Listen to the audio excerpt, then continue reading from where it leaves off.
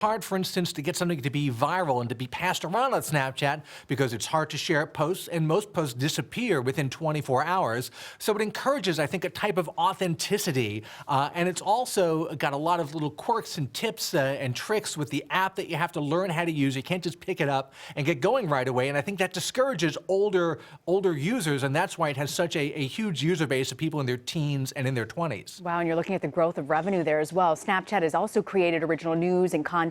And the news division is led by Peter Hamby. He's a former CNN embed. He followed the campaigns and made Snapchat videos for a mobile audience. So is Snapchat's innovative source of information for young folks giving them an edge over other social networks? I think it is where a lot of young people get news or get information these days, because they can put together a lot of these different little short clips, photos and videos, and they live for about a day, which is maybe what the news cycle should be on some of this stuff. It pushes back against the idea that if you post something online, even if your company created it, that it should live there forever. You can sort of like enjoy it for a day when it's relevant, and then it goes away, and I think that's really innovative. Twitter and Facebook, they're also a source of news for people, but is Snapchat what people are thinking of as a future?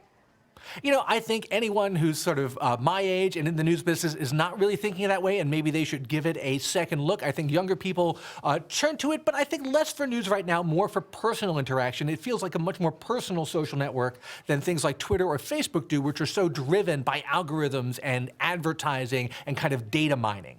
Remember the days when Snapchat was just when high school students posted videos they didn't want their parents to know about? Of course, of course. And again, they disappear in a day, and then you don't have to worry about it coming back in 5 years when you're on a job interview because it vanished. Exactly. Well, you know, Snapchat recently filed for their IPO. How might their IPO stack up against companies like Twitter and Facebook?